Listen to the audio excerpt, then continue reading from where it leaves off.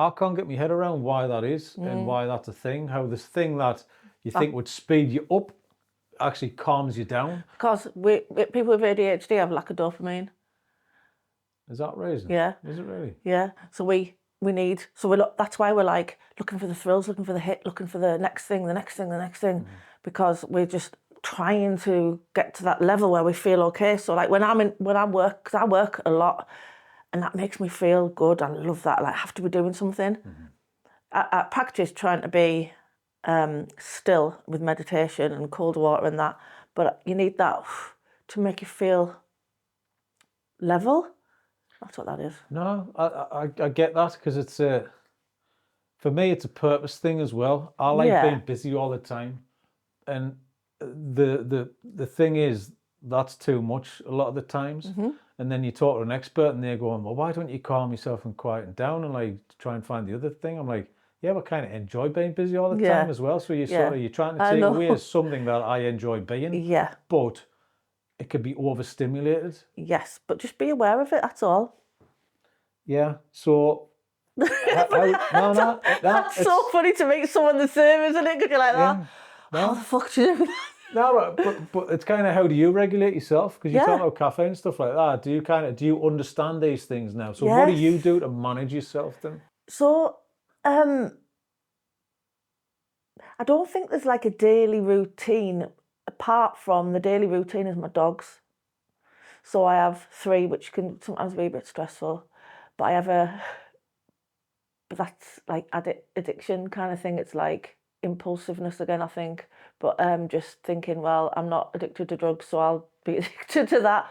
But I'm aware of that, and it's a bit healthier, isn't it, than the other. Again, it's like we were saying about my brain kind of wants to just latch onto something, you know, it's constantly doing that, and I have to make sure that I don't do that and be aware of it. Like I can take anything to an extreme.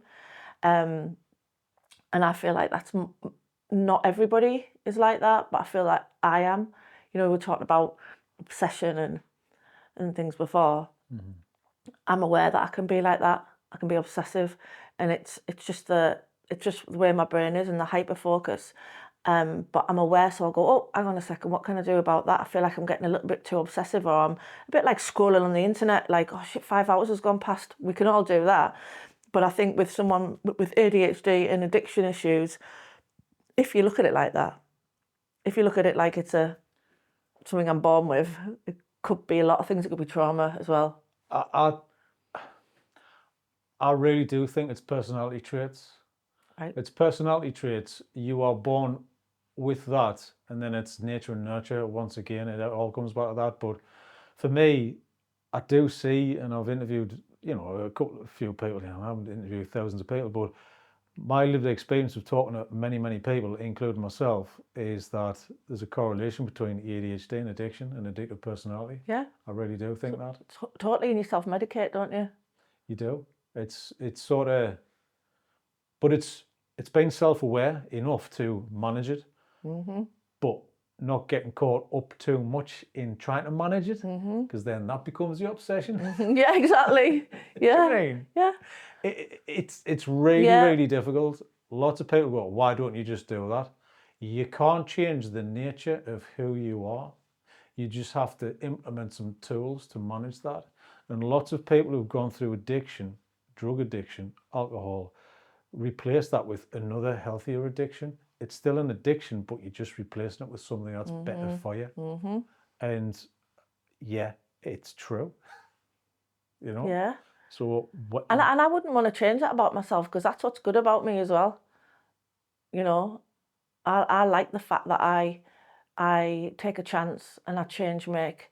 I also find I'm really justice sensitive, which is why that I do what I do with the advocacy for people with drug addictions, because I've seen through my life a lot of injustice and stigma, and people not trying. It's getting a lot better, but it's still people not trying to understand where this is coming from, and the fact that there must be some pain somewhere, which is why they are self-medicating.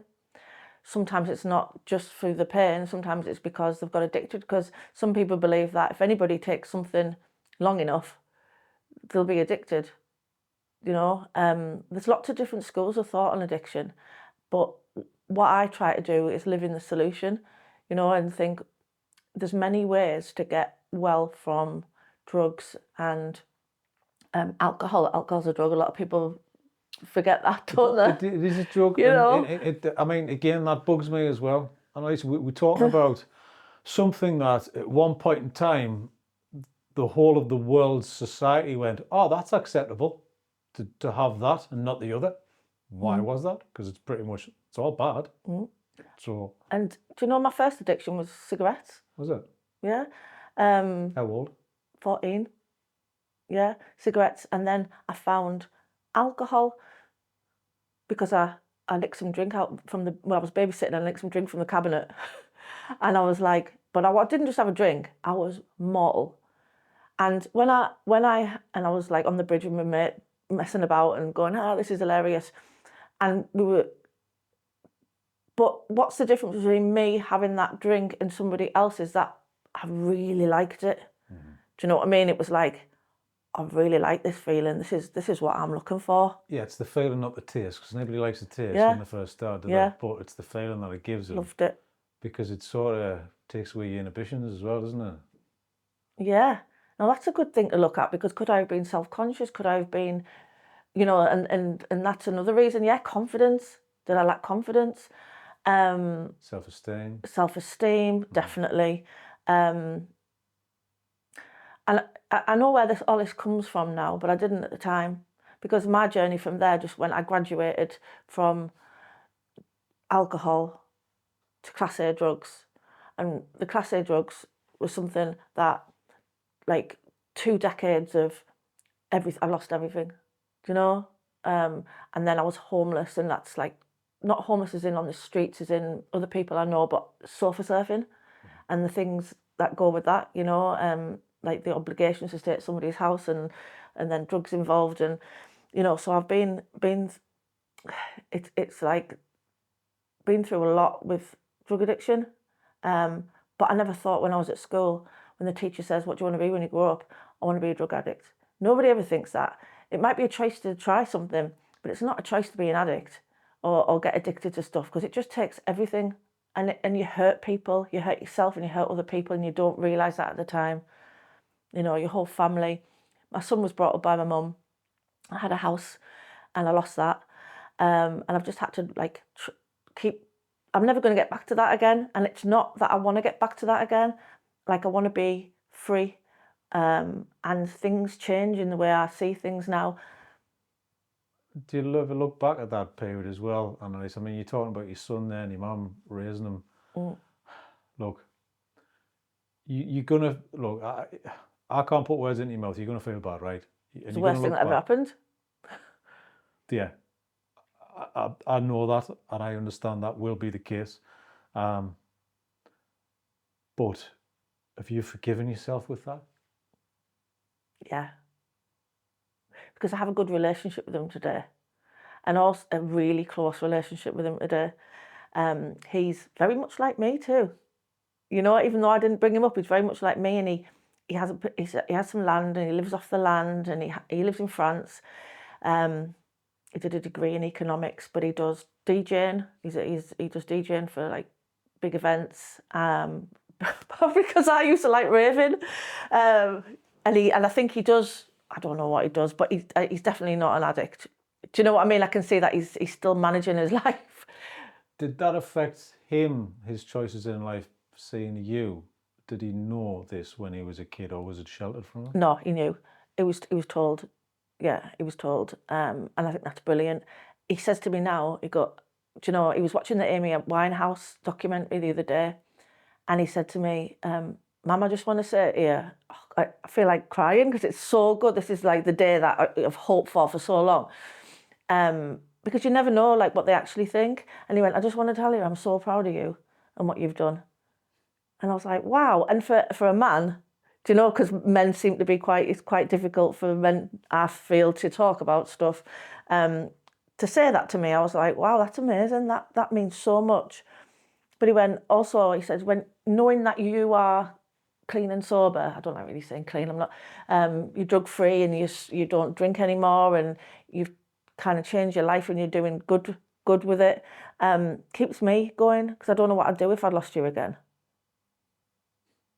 Fantastic, isn't it? Now that just means everything to me in the whole world. I don't care about anything else but that, because he's my drug now. Yeah. It's so tough because you had to go. I had You've to. gone through your whole journey, right? And he's gone through his, but you've both come out the other side. Yeah. And the likes of Amy Winehouse didn't. And I think that's what he's pretty much getting out there. Hitting home, isn't it? Yeah. What's more important? Life. But you'd only understand that when you come out the other side and you actually made it. Because if you don't make it, you don't have the opportunity to do that. Because you're not here anymore, But I think it's made him a really nice human being because of what he's gone through with me. I mean, his dad left him when he was 6 months.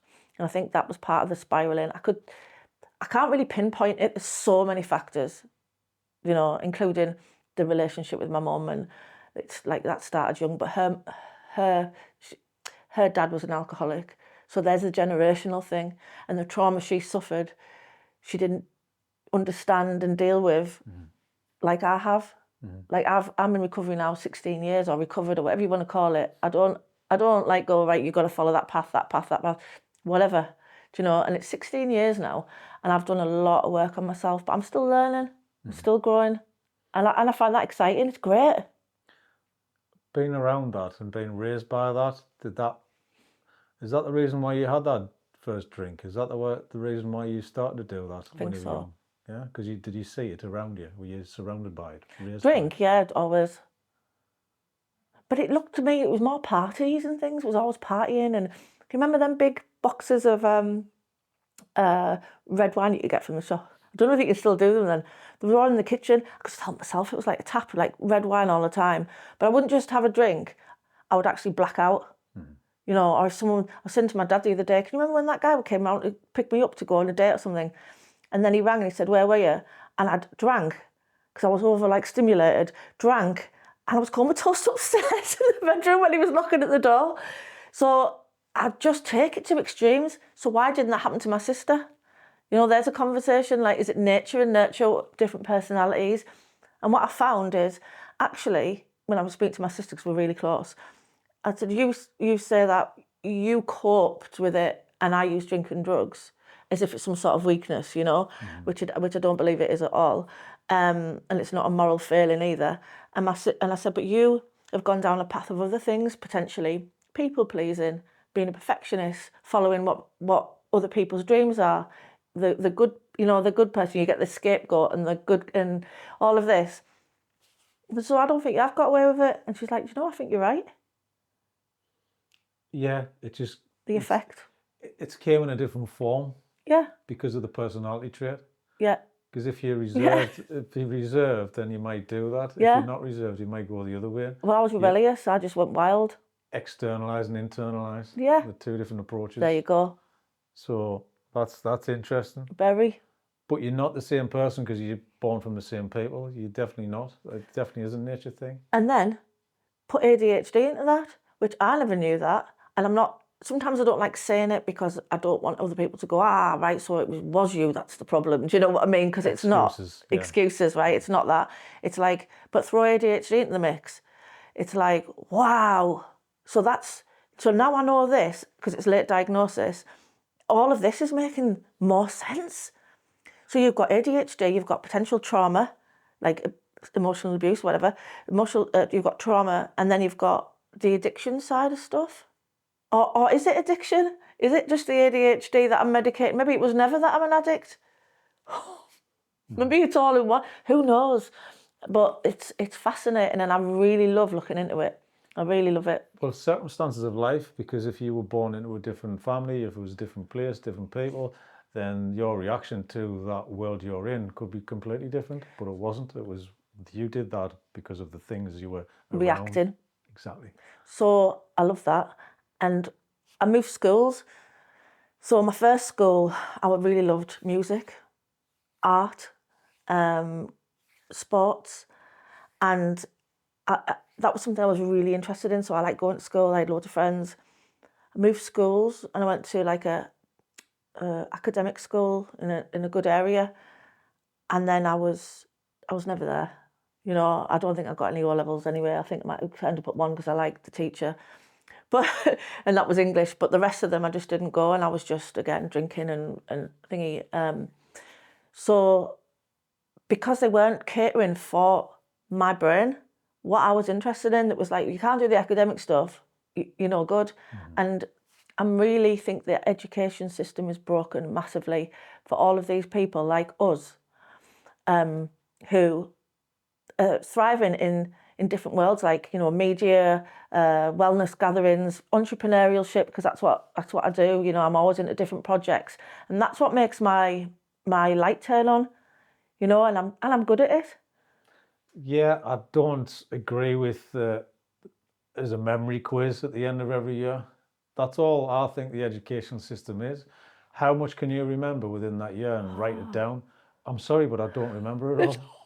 And I'm not interested. I'm not interested. Yeah. And my brain doesn't work the same as the other people who are very good at that. So where are we? Am I a failure? Am I worse than you? Yeah, in the education system you are, aren't you? It's like the ring fence. There's the A+ students, and the rest of them you just have to manage the behaviour basically and hope for the best. That's how I see it. So homeschooling, or like if I had I've obviously got a child. He's 31. Well, he's not a child. He's a man. But if I had, child. yeah, if I had children now, I think I'd definitely homeschool. You know, and I think it's not what people. Because when I've spoke to people who do that, it's not a case of all of your time goes on you educating. I think there's a community of people homeschooling, you know, so I think that would float my boat, definitely. I'm so pleased that's happening. Well, looking at my kids and the education that they get now, it's much different than when I was at school. It's like sit there, read this, memorize this, write it down, and then come back in a year and write it down if you remember it. Now it's much different to that. So I do think education has changed completely. So it's much better than when I was a kid, but I don't really agree with the exam system. That's still the same. It's still write this down on this one day. Hang on, what happens if I'm on a shit day? Yeah. Do you know what I mean? Yeah. I can't remember it. I don't know. You know, test us tomorrow. And what about your home environment? Are they taking that into consideration? I don't know. Yeah, because you could be very good people skills, people management. You could be great understanding human being. There's lots of different skill sets everybody has. Of course there is. Do you know what I mean? So, and there's plenty of room for everybody in the world. Yeah.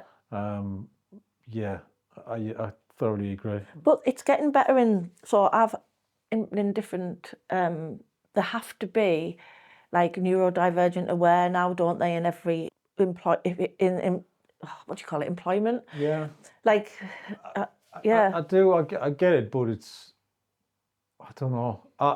I'm very kind of on the fence about labels. Yeah. As well. Definitely. Because I think some people use them as an excuse. We've just mentioned it, excuses. Yeah. And I really have a problem. It's like I could say, oh yeah, ADHD. I'm like, I'm being diagnosed. I diagnosed myself on Google, and it came like 80%. Oh, I'd say you were. Right. But that's the thing. You can see it. When I meet a human who has, you go, oh, yeah. I'm like, all right. Yeah. 49. Yeah. No one told me that. Yeah. But I was scared to speak when I was a kid, and this was just inside. But I was obsessed, and I did what I was told. So yeah, it operates in different society. Units.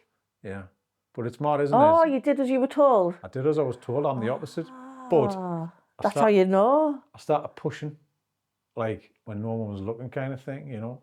And I ended up doing my own thing anyway. And I ended up where you were when the guardrails come off, you end up where you are when you're 17, 18, is doing exactly what you did. Do you know what I mean? Mad, isn't it? It is.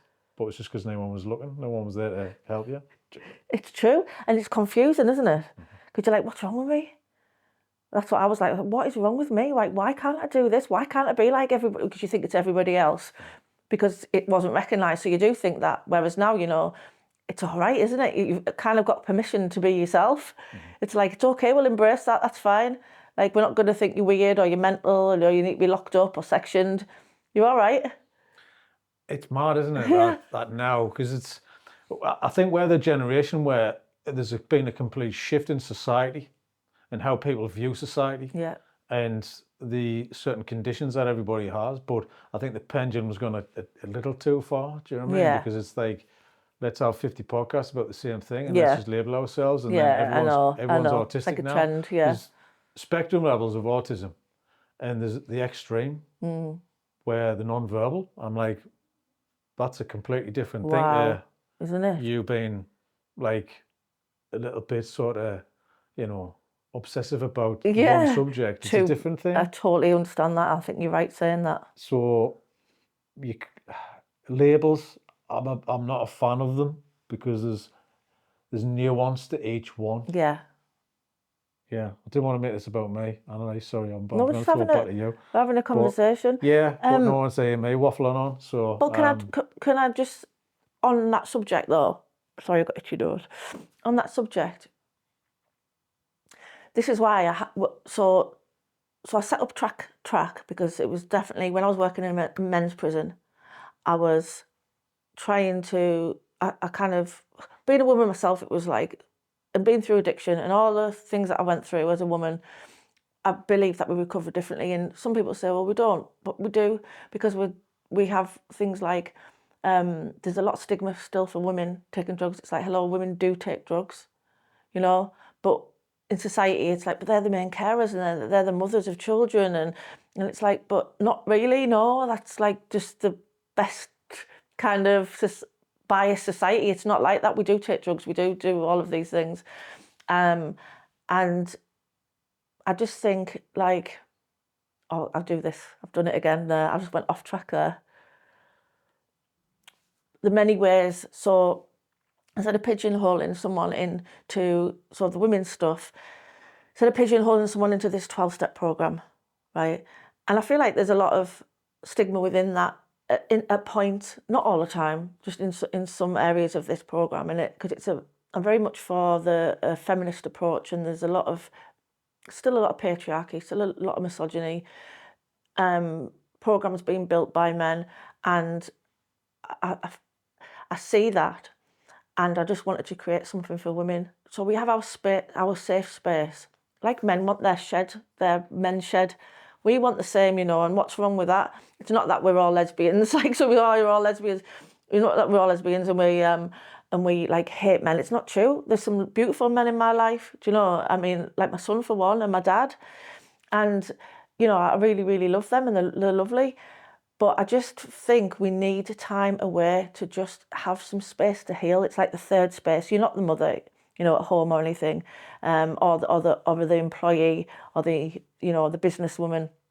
Just time to get to know yourself, and that's what we do at this wellness gathering, which is every year, and it's experiencing the many ways to well-being. So it suits everyone. So you don't just say go to something and say a program and say, well, it's not for me, I'm not going to go. It's like, but there's so many ways. Come and experience them, so that everyone gets a chance to do what they want to do that suits them. Like me with my cold water therapy, some people go, you're crazy. Like, I could never do that and go in cold water. Are you joking?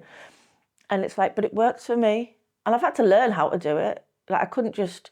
The first time I went into the cold water, I was hyperventilating. I didn't know how to do it.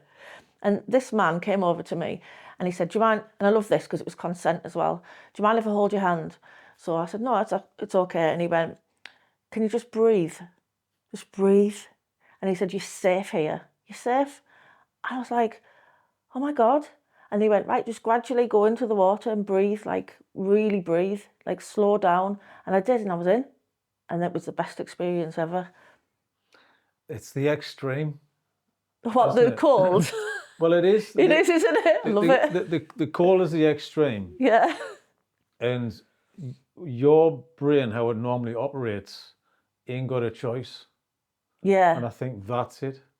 It shuts down all of that other chatter because you don't have a choice. Yeah. It's amazing. It pushes all of that to one side. Yeah. And it goes, you better sort this out. Yeah. And what sorts this out? By being calm and breathing and then control. It's the opposite of what you would normally be. Yeah. That's how it works, and I think that's why it works. Because amazing. Then you come out and you go, all right, okay. There's another way of being. Do Do you know what I mean? I know. And do you know when I do it all day, I'm just like focused. It's like a natural high. And I'm not high, just steady like this. I'm like, this is how I'd love to be all the time. And you could throw anything at me and I wouldn't care. Do you know? And I'm just like, everything's all right. No worry, no overthinking. It takes the edge off, but also Yeah. it retrains you to, in flight situations, in panic situations, and it's trained you. So if you just, building on fire, you go on, just do this. Yeah. Because what's the worst? I did the worst this morning. It was Yeah. freezing cold. Yeah. It's awful. Yeah. And your body goes to shut down. Yeah. It does really train you how to manage. Can I say that this is really strange? We were talking about why would stimulant medication work for ADHD, and I think it's like you said, the extreme. So in my job at the moment with the sexual assault referral centre, it's crisis work. So weirdly enough, I'm so calm in a crisis. Do you know, like I could be a paramedic. Apparently that's a really good job for people with ADHD because apart from being an entrepreneur as well, because you can work in that fast pace and you can stay level throughout. I'm not saying that I can be calm in my crisis, but because I can have like emotional dysregulation and meltdowns and catastrophize, I can do all of that stuff. But I'm aware, and I'm aware of the solution, like the meditation and the breathing, the cold water, and I don't always get it right, of course I don't, but I'm aware and I try. But yeah, it's funny how you would think that crisis situations would be something that someone with ADHD couldn't handle. Amazing, isn't it? If you get to know the person. I'm the same. It's task-based things, because when you're thrown things to do, you go, oh, great, problem to solve. Yeah. And then I've got millions of them Yeah. because it's a crisis and Yeah. there's lots to do. Yeah. And that's stimulating because it kind of fills all of the gaps which your brain would normally do anyway. Yeah. You could operate on multiple different levels, and that's how I see it. I really do think that's a thing. I can multiple spin plates all of the time, but sometimes it just gets a bit overwhelming when it's your own because it gets confusing. Yeah. But somebody throws you a task. Yeah. You don't own the task. Yeah. The task is given to you. Yeah. So I think that's a thing because you're helping other people. I think as well having people around me now though, like I was talking about the virtual assistant, and she does all the newsletters and all the little bits that, because I will say, like when I write or type, I'm good at writing, but I'll miss words out. That's part of what I do. And I go, God, I've missed the and out, or I've missed the out. It's like, why have I done that? Because my brain is so fast and going, just wants to get it all out. It's forgetting details. So I think that's not a strong point of mine, the detail. So if I'd put a newsletter out myself, I don't know, I just have someone else doing that. And that is the government actually helping people to stay in employment, getting people to assist you to stay in employment. I think that's an amazing initiative, and that's access to work. So that's important. I didn't even know that was a thing as well. Right? So that's mad. I kind of, because it's like a human spell check kind of way. But it helps you and it aids you out. Well, what else are you going to do? Go and be pigeonholed into a job which doesn't suit you, and then you're going to go on the dole and claim benefits anyway, which is going to cost the society a lot more than if you could just find your way, get someone, they can pay someone to help you, and you can stay in what you love doing. It's great, isn't it? It is great, but you're a person who kind of wants to operate and do things and be themselves and kind of create something, So that's great for those people. Yeah. Not a lot of people want to do that as well. So it's one of those, isn't it? It's hard because in addiction, unless you found a purpose and a new purpose to kind of focus on, then where does that end up? Well, we always say I'm thinking about the community of people that I know who are in recovery or recovered or whatever you really want to say. And we always say the kind of suffering has made us find our purpose, and helping people is our purpose. Like it makes us feel whole, and if we can help and relieve someone of their suffering, that it means more than anything. It means more than material stuff now, which is hard to say because all I did was chase. You know, if it was drugs and drink or money or anything, it was always chasing something and something bigger and better and more and greed and everything. And I don't need all that stuff. And your life seems to like flit away and you're like, but it's not enough, it's not enough. And I still don't feel like whole and I'm still chasing and nothing's filling this void. But in the void is loving yourself, I think. But loving yourself and love in general, isn't it? And it's just amazing that I can find everything that I need from me. I know me, and the journey of self-love is just phenomenal. Like, you don't need anyone, it's nice to have people to enhance your life, but to be able to sit alone, I mean, I know I divert everywhere, but to be able to sit alone now and enjoy my company and like myself is phenomenal. When did that change? Recovery. No, it took a while actually to realise that. All right, it changed massively when I split with my partner because I was forced. It's right, you know when you try and recall things, you go, oh no, that's not right, that's how this happened, because my brain's going fast again. I knew I wanted to be on my own when I got into recovery, but I was surviving still because I'd lost everything. So I think you end up in relationships where, you know, you might love that person, but you might also be codependent on that person and not realise that it's a lot more to do with that and survival rather than being on your own and finding out who you are. So it was an opportunity, because then from one relationship into another, and then I think about 18 months ago when I split, I was like, right, this is where I want to be actually, and I know this is devastating, I know it's trauma again, and I know it's horrible, but I'm going to use this opportunity now to be on my own, me and my dogs, and we're gonna get through this, and we're gonna just enjoy our lives together and just get to know me, what I like really get to know me though without any distractions, and that's what I've been doing. Yeah, it's not as easy as that. I mean, there's like life gets in the way, and you know, but yeah, I'm doing that, and I'm loving it. So then, if I find someone else, if I do, I'm happy on my own. But if there was someone else that I wouldn't need them. I'd want to be with them because it's because I want to be with that person, not because of survival or paying the bills and stuff like that, you know. And I feel like even though it's really hard on your own financially, and I feel like society doesn't help with that, you know, the patriarchy again, having to be with someone, that I just think it's just great. And I'm just, right now, I think I'm the happiest I've been for a long time. Is this the first time you've been? How long has it been since you were last single? What's the time period? About 18 months. Mm-hmm. So before that? Oh, before that, no, I was in a relationship. And before that, was in a relationship. Before that, was in a relationship. Yeah. So how long have you been in relationships for? Like in a period? My first one was when I was 18. Oh, really? So it's back to back since then? Back to back. Really? Yeah, I've just thought about that. I haven't, but I know this. But yeah, is that not normal? I think it kind of is, but it's... Yeah, it's like, is that really not normal? Like, everyone's in a relationship, aren't they? Well, they're not.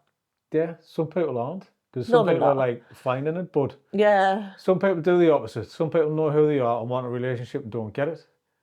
But if you can't get a relationship, if you're still in the same areas and places that you go to every single day, nobody new is going to come there. Where you're in the opposite, you've had all the relationships, now you're going, right, I'm forced to not. What's this new me like? I don't know. It's always been with somebody else. So it's rediscovering who you are. Yeah. Who are you now? Oh God, that is a really big question, isn't it? Free to be me. It's free to be me, the authentic me with no mask. I have ADHD, and that's okay. I've done awards and I've done this and this, and that's brilliant. That's like saying, yeah, what you're doing is a good job, but I don't need those labels. I don't need those awards. I'm all right. I'm enough. I'm actually enough.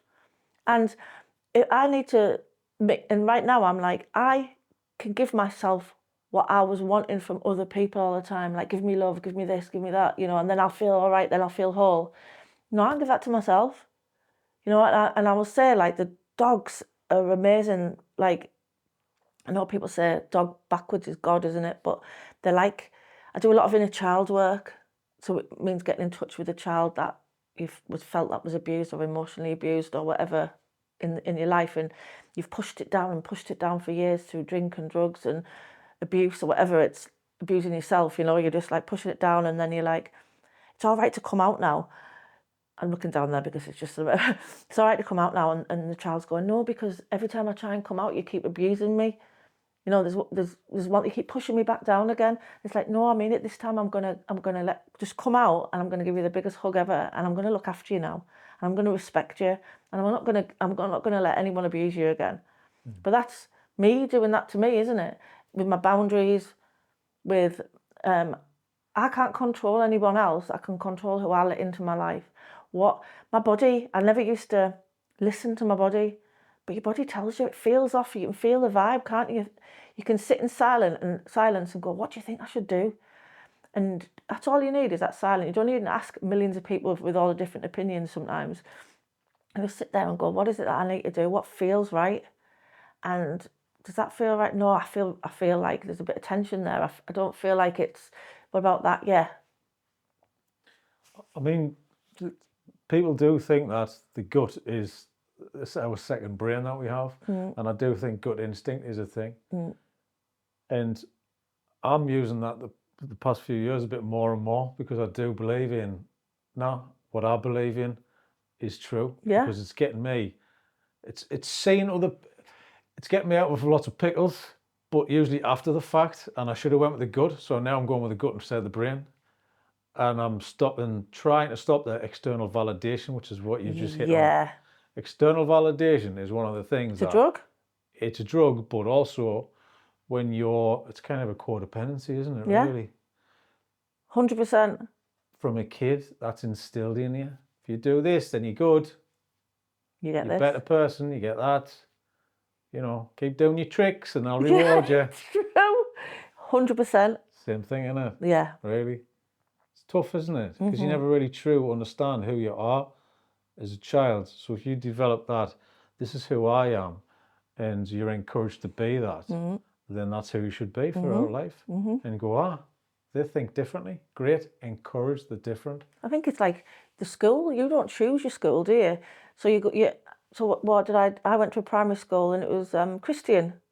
That kind of thing, isn't it? It's like you're not choosing what you want to think or who you want to believe in. It's kind of like indoctrinated from an early age until you realise that you do have a choice.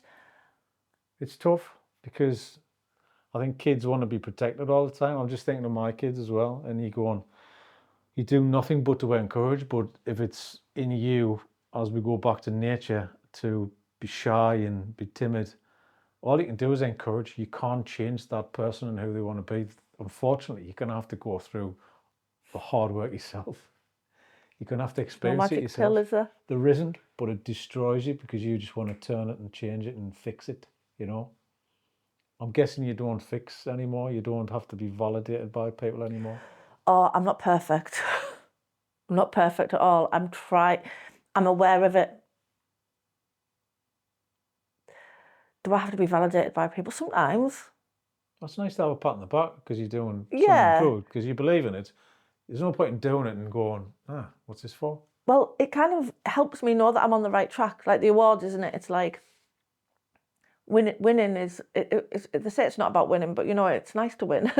And there's like, the fact is, there's lots of judges and lots of panels saying, that's needed, that's a good job, that's a job well done, you know. And it's like, even though I know it is, other people recognising that's really good, isn't it? It's like, keeps you going on that path.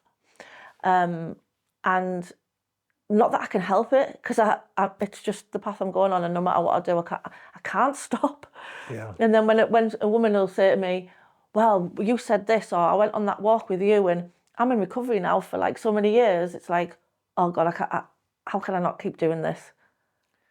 It just takes that one person. You've changed something. You've actually put. It's the Unbelievable. it's the purpose.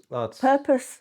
It is a purpose, but it's passing your knowledge on. It's giving your help to somebody else, and I think that's it. We don't all have to be broken toys. Do you know what I mean? No. But it's just that kind of to stand next to somebody and have the similar thoughts and explore something new and like this conversation and say, yeah, it's great. I enjoyed the conversation.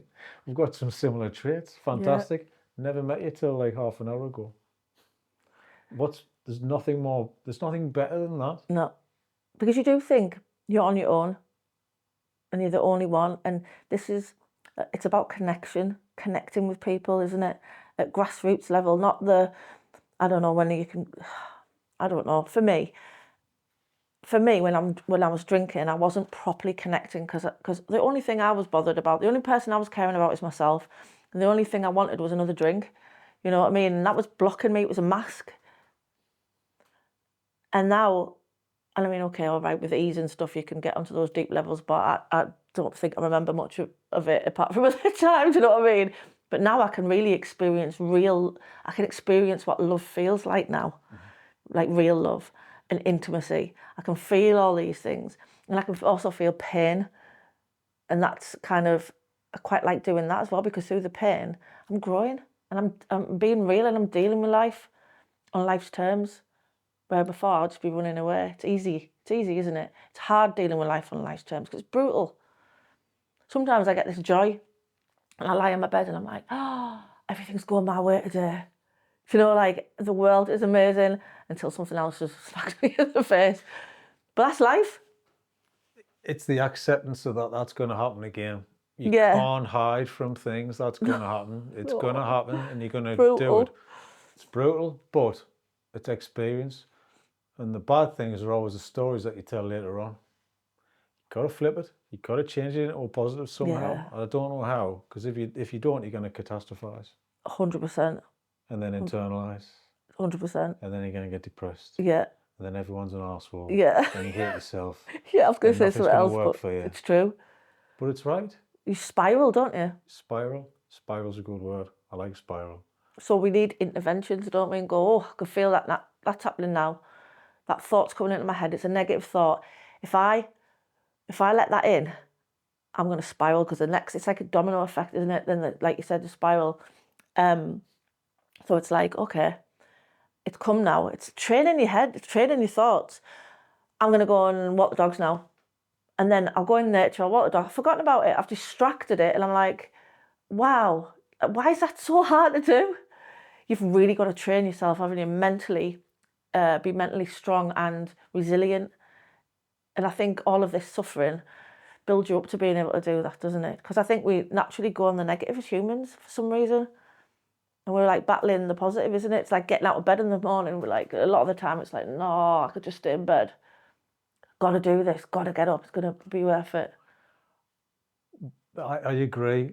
I did not want to get up at 4:30 this morning and go into a 3-degree ice bath. Mental strength. But I did. And you procrastinate so much. It's faff a bit of this, faff a bit of that. Yeah. You don't do it. And then you just gotta, then you stand at the door. You don't open that door. It's cold outside. It's cold on the way to that. Like all the negative shit, like, you know what I mean? And then you do it. And then you get in. It's 3 minutes of your life. Oh, and then you're like, woohoo. Then you come out and you go, fuck it. It was good. What's wrong with you? Do you know what I mean? Hard. And then you're not thinking about the thing that you were thinking about before you went in. So it is about, like, when I ended up doing a foundation degree in counselling and CBT, which is cognitive behaviour therapy. So that is all about changing the way you're thinking, you know, which is kind of like the 12-step program does a lot of that, which is my foundation for recovery. Even though I've said, like, there's all these different ways, it's still a really, really amazing program. Helps so much in lots of ways, and the light bulb moments I've had through that, and the unity and the connection, but like I said, there's so many ways, which is this wellness gathering, and we have so many women coming to experience that, including like a sunset ceremony with gongs and Do you think people get scared of that? Do you think people get put off by that kind of stuff? Yeah, because I think we're weirdos.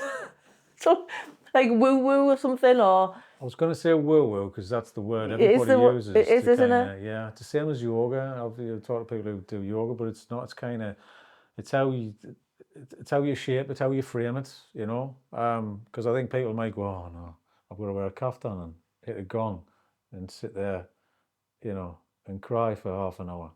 I don't think that's not it. Well, even if it is, it's like, there's not better than going and getting pissed and taking drugs and ruining your family and ruining your life. Yeah.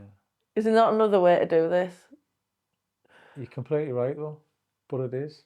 You just have to give yourself up and over to what's happening. Fit up around. It's kind of like this fear thing, face everything and rise, isn't it? I think there's an internal embarrassment. I think that's what people are frightened of. They're frightened of people seeing who they truly are. It's a massive thing to do, isn't it? But it's embarrassing. What are you embarrassed about? You should try and embarrass yourself once a day and see what happens. Yeah, It's like, great. I do it with the kids. It's easy to do with the kids. Embarrass yourself because you're using them as an excuse to embarrass yourself to embarrass them. But it gets you out of your own way, and it sort of trains you to go, actually, hang on, I can walk in a room and be like this, not for the kids, but for you. And then you can train yourself to walk in that room. and not care about what you think and what somebody said. Yeah. That's brilliant. Because that's still sometimes I think, what did someone say that for? Why did they say that? And then, yeah, and you just... It's almost like wearing a different hat. You're playing a part, you're playing a character, but that really is helping you learn some skills. God, sometimes you get sick of growing, don't you? It's tiring. It's tiring. Yeah, but it's just, you know, it's like I've just said, I found my own way of doing it. Do you know what I mean? But That's years. brilliant. Brilliant. Not everyone does, you know. It takes years. Yeah, not everyone does. You just stand in a room and just put your arms out when everyone's walking past you and go, "Hi everyone, you all right? How you doing?" Oh, yeah. Frighten the life out of people. Oh, yeah. It does. See, What's the matter with him? see it as fun. It frightens the life out of me, but if I wear a different hat and I become something else, then I can do it. It's bizarre. It's brilliant, isn't it? Isn't it brilliant? But it's the same you. Like walking the dogs. I love this as well. I'll see a person and they look really like they're in the world of their own, or they look really upset, like really like just loads going on. Like we all have things going on, and I'll go, "Good morning," you know, and they'll go, "Good morning," and then there's a smile, and I'm like, that face from there to there, I might have just made their day. It's made my day, you know, and I love seeing that. I do, yeah. People always say morning when you're out by yourself because it's a human approach, you know. And sometimes if you say morning, you don't get anything. All right. Yeah, that's all right. Yeah, just leave it there though. Yeah. Then if you Doesn't go, matter. no, it's more, well, Fine. because when you're in a stink, you don't want to talk to anybody. Well, that's the same with everybody. Yeah. So appreciate who they are as well. Can I go back? We could talk forever. Anyways, but can I go back to the starting of the addiction things to the most extreme? I want a timeline of what that was and when that was and how that was. Yeah, so when I go back to when I was 14, when I started drinking, and then I liked the feeling, and the cigarettes. I mean, that's an addiction. You forget that. Like, it's only the last couple of years I think, oh my God, yeah, fags are addiction, aren't they? And they're really strong addiction too. So I was that. And then a lot of it for me was probably easily led, as well as all the other issues we've talked about though, and the way it's making me feel. So, and being wild and rebellious, it would be going to raves, you know, like just on a weekend, taking ease, that kind of thing, speed, ease, recreationally, and many people do that. Were you always the one to try and find these places? Were you always the one to lead to these places, or were you following other people to No, these places? like a group of people, but I'd be kind of easily, it's what I wanted. Do you know what I mean? Like, so I'm saying easily led. Was I easily led, or was it what I was looking for? And then it was like, right, yeah, that's exactly what I want to do. Risking, isn't it? Risking a bit for me, it's a bit wild. It's a bit like, you're not supposed to do that, so that's even better, you know what I mean? It's like illegal raves and, you know, It's exciting, isn't it? it's exciting. So it's like, this is brilliant, I love it. And the music, I love the music, so that would sort me out as well in my head, because I still listen to like trance music and hard trance, but I couldn't do that for a lot of years because it would remind me of taking drugs. But I trained my brain to just really, whatever mood I'm in, just put my earphones on and just blast the music. Anyway, so raves, and then it would be night clubbing, split with my partner. That kind of sent me on a bit of a spiral. It was unexpected. I had a 6-month-old baby at the time. That's when my mum started looking after him. How old? He was 6 months. How old were you? 22. That's young. Yeah, I didn't think it was, you know, but I wasn't ready. And then so my mum kind of like helped, but then while she was helping looking after him, I was out clubbing, and then it would be boyfriends who were kind of into like criminal activities and drugs, and then I would cocaine. So there'd be a lot of money around as well to be able to take all that cocaine, you know, and then So it's depending on the lifestyle you're surrounded by as to where you go with this. Is that right? yeah, and then another relationship like that, and So you're going up the food chain, aren't you? yeah, Yeah, aren't you? You're leveling up. level up, yeah. I'm going straight level, going mid level, I'm Yeah, going top it's level. true. Yeah, That's true, that. And it's a career, isn't it? it's a career. It is. Dangerous. And think the places it takes you, the things you see. It's a bit ambitious as well, though. If you think about it, it's ambition, isn't it? Do you think? I think so. I never looked at it like that. No, because it's ambition to get the next and be bigger and better. And where should I go? Oh, this person's paying me more attention. They're bigger, they're better, they're on top. This is going to be better. It's going to be great for me. Yeah. Yes, totally. Yeah, and that is true, and it's like kind of getting a reputation as well, isn't it? Of like the one who's going out with the one who's known in those nightclub circles, who've got all that money and all that, and you designer clothes and thinking of you're it. VIP, you're special. Yes, totally. Ridiculous, really, isn't it? It's absolutely ridiculous. If you did that in an office environment or in a company, it's True. the same thing. Yeah, but I've done this in recovery too. So yeah, it has worked out. Has it? I don't know. God, I could talk all day and go from that angle to that angle to that angle. I don't want to put you off, but yeah, you're talking about, so it's the cocaine, and where does it lead to then? And then cocaine, and I kind of like felt like my life was still manageable with that. You know, I don't understand why it was. I just felt like it was. But having said that, I was drinking a lot as well. Because that lifestyle it's not healthy. I think you need to be taking something to deal with it, because it's just not nice what you see and what you're involved in. It's extremes, isn't it? Yeah, Pushing boundaries. And yeah, all of that. Having said that, I still do that today, but I don't need to take drugs. There's like pushing, like being a good disruptor, you know, and a change maker. There's like all of these things that you can do now without that. But anyway, I think it was the desire to be liked, desire to be loved, ambition, all of that stuff. And I'm going to show you that I can make something out myself, because that's the anger, that was motivating me, anger. I'm going to show you. But it was in that way, not like you said, the office way. Perfect. You said that. That's brilliant. I've learned something there massively. So, and then it was crack cocaine. it's another level. That was the highest level for me. And it was a couple of decades on crack cocaine. Decades. Yeah. Where were you, and what was this like then? So that's when I lost everything. But it's over a period of time. Like, I tried to go to rehab, but then I wasn't ready for rehab. I just left. I went back to my boyfriend and husband, actually, because I married him, and it was just a drug-fueled toxic relationship.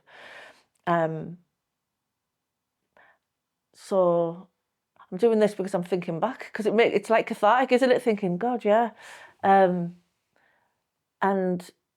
yeah, it's a game changer, crack, because it's another level drug, and I've never taken heroin, injected heroin, I've smoked heroin, but I didn't like that feeling, because again, I think this is where the ADHD comes in. I think I want to feel higher, like I want that dopamine lift, but I need to be calm. No, I don't. Do I have to for the focus? It's a level, isn't it? So, what was my question around all of that now? No, you were talking. I'm just talking about like the top level. It's obviously cocaine and that relationship. So where did that end, and how did that end? Well, I went to London to try and get away from my head, to try and run away from the drugs up here, but I just found them down there, because I didn't have any tools to. I didn't know what I was doing. I was just trying to run away again, and found it down there. And it was only when my partner was going back up to the north, I was left alone in London, that I knew I wanted to get out of this, but I didn't know how, because you're entangled and it's so complex, especially when you're in a partnership. And I went to this I found this drug place, like a service in London. I remember I used to like having, didn't have any money because I'd spent it all on drugs, and even thousands.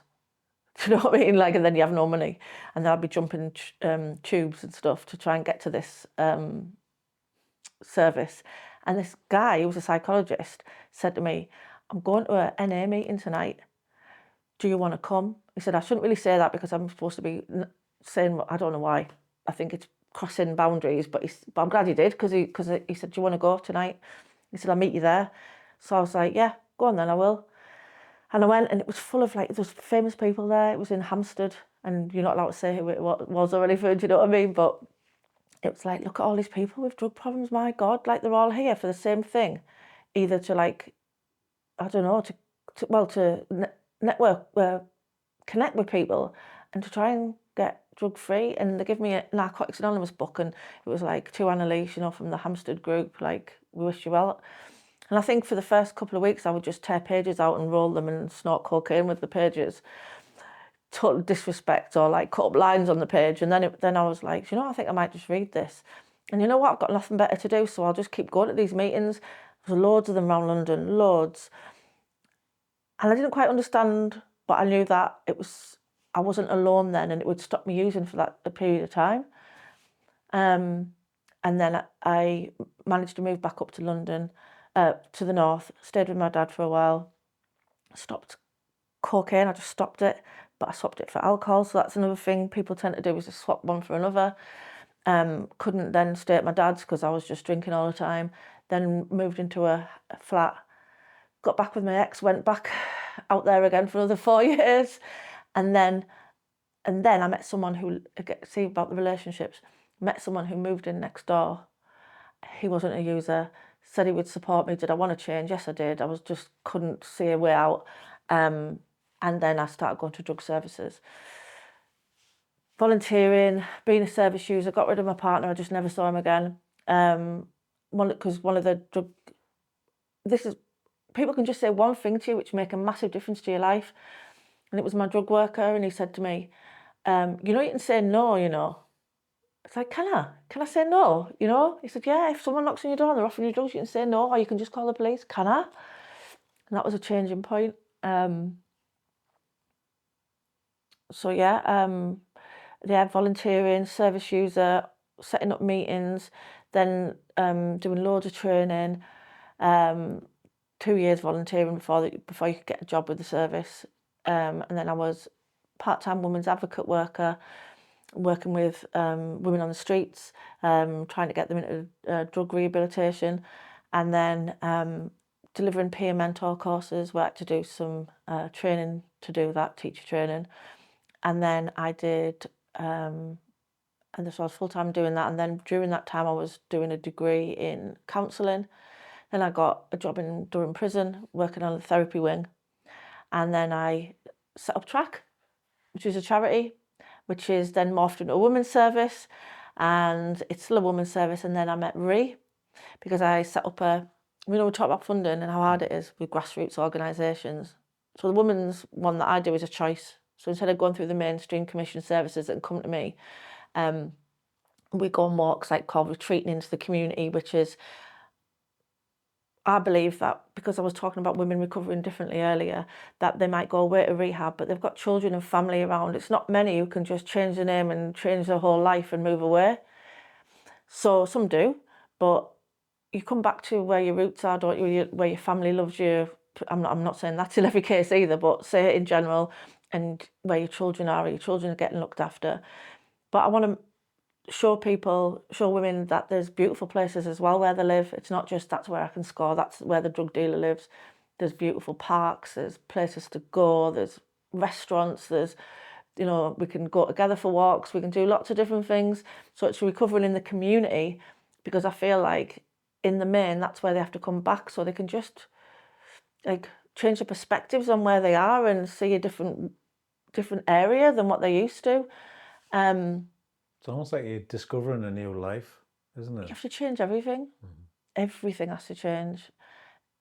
It's and I think that's why it's not easy for people to get into recovery, because you think, I can't do it. I can't leave this person. I can't do that. It's complex, but once you do go through that door, you're like, why didn't I do this before? This is amazing. It's not easy. It's not easy, but it's worth it.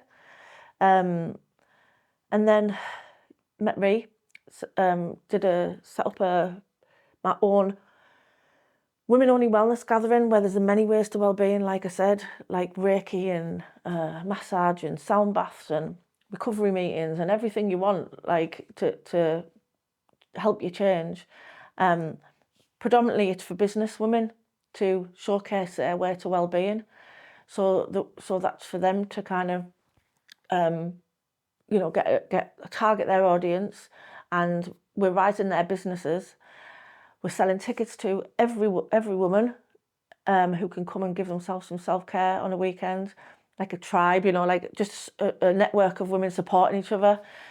And then we also have women from rehabs, refuges, exploitation services, and they come and they join in amongst everything. And some of that, the funds that are raised, will go towards my charity, which is the women's charity, because it's like we're helping ourselves to this. Yeah. Because of funding, it's really hard. And then and some goes to Repearson's Be Kind, No Excuses, which is the targets teenage girls to look for the red flags in abusive relationships. So together and with everyone else, it's women supporting women. So the ethos and the thing behind this gathering is really powerful. Like we're change making, and everyone is getting served through it. You're kind of building a community of groups, aren't you? Yeah. To serve one purpose, which is to help women. We're coexisting. I think that's the way forward. We're stronger together. Unity. Yeah. Has it been hard? Do you know what? Running your own business is really hard, and getting your head around the fact that you're not going to have all of this money in this commission thingy, and realising that you have what you need, and realising that, I know I'm not religious, right? But if you are, that's fine. But that God does provide. Every time I've worried and catastrophised, I have to change that for faith. Have faith that all will be well and you're exactly where you need to be right now. Living in the present. Living in the present. And it's like, today I've come to do a podcast. For whatever reason, I need to be here today. And it's not hard to come and do this because I want to be of service. That's my life. I want to be of service. I haven't thought about, do I get paid for this? Do you know, it's like, no, I'm going to do it because I know now, and I know how it reaches. Somebody needs to hear this, and that's my purpose for today. And I'm going to go back home and I'm going to feel like, wow, what a day. Amazing. And I forgot what your question was because I get excited. It's so hard. Is it hard? Is it hard? But no, you've kind of... Not when it's your purpose. No. I mean, that was an open question anyway. Is it hard? Is what hard? Like, to run on this? Yeah. Is it hard recovering? Is it hard still living in as you? Is it hard seeing all these women who need help? There's so many different answers that could have went down, and Yeah, You know, true. it's whichever answer you want to give at the time, you know. So Yeah, it's what's at the true. forefront of your mind. But that's important as well, because it's like an open question. What are you thinking at this present moment? That's what I'm interested in, you know. Sort of. I wish I could answer your questions like directly. This is something that I feel at the moment I might need training on, because I'm not very good at interviews. Like whenever I get a job, it's because they've known me, or I've been volunteering, or I've been working. Do you know, if you might notice in this interview, you might ask me a question and I'll go on a tangent about something else. And then eventually, but in my head, it's like the reason why is because it all is relevant to answering your question, and I'll come back to it. That's why I think short form is quite hard. You know, this is going to get put out in clips, but it's going to get put out in clips. So hopefully people will go and watch the full conversation. Right. Because then it's going, oh, right, yeah, I can relate. Yeah. Right, I need to know what this conversation is and where this goes and how That's this... fantastic, isn't it? That's the point. And, fantastic. you There's know, nothing better, is there? we all want the validation of 10,000 or whatever, do you know what I mean? But if it hits like 2, 5, 10, 50, 100, whatever, I don't care. But even the clip could help somebody as well. Do you know what my son said to me, which I'll never forget? I mean, obviously, the fact that he's proud of me, which is just like a diamond. Because you say about validation, that meant a lot to me, that, obviously, because the thought of me that I've ruined his life, or, do you know, that's heartbreaking. And I've spoken to him a lot of times. We're really honest with each other, really honest. It's brilliant. So lucky. See how that's changed. It could have worked so differently, couldn't it? It could have really worked so differently. But I think, again, I've just forgot now because I was thinking about my son. Now you're talking about your son and that validation and the comments, and it meant so much to you. Yeah. Because I don't think he was seeking the validation. It came to you from him voluntarily. Right, yes, I get that now. That's a difference, yeah. There's a massive difference. That's what he said to me, that was it. He went, Mum, he said, you might not make thousands, because I'm not. You might not make thousands, but you're helping thousands. And it was like, wow. Wow. It's altruistic, isn't it? Yeah. Isn't that important though? Like, I don't remember, like I said, I'm getting rid of that car. Like, I do remember the cars, but, and I have liked cars, and I have liked cars. But it's like, do I remember those cars? Did they actually do anything? Do I remember the relationships that I've had and the time that I've spent with people? They're the most important things, aren't they, in life? You know, not these material things, which were God to me at one point. You know, then it's not that anymore. It's nice to have nice things, of course it is, but not at a cost to my soul, a cost to my happiness. You know, and if I don't have it, it doesn't make me that person. Get rid of the car. I'm not that car. Do you know what I mean? It's me as a person that is the substance and the experience. And if I have something nice that goes along with it, great. But I'm not bothered. You just need enough so you can go out and do the things that you want to do. Yep. And if that's helping people, then great. That's all that should be. That's all that money really should be in the world is... Well, I had enough petrol to get here, didn't I? Then you pay for my parking. Didn't expect that. Do you know what I mean? It's like, I had enough. Yeah. Yeah. It's how do we make this work? And that's it. We all worked together there, didn't we? Yeah, completely. One last thing then, Annalice, is you probably said lots of things over this conversation, but one thing that you want to say, a message to people out there who you think could have an impact on them? I think if you're struggling with anything, there is support out there. Reach out and ask for it. And don't give up. Like, it's hard. It really is hard, but it is worth it. And there's people you can find who will support you in that journey. And, you know, it's never too late to change your life for the better. I think that's it, really. And just keep going. Don't give up.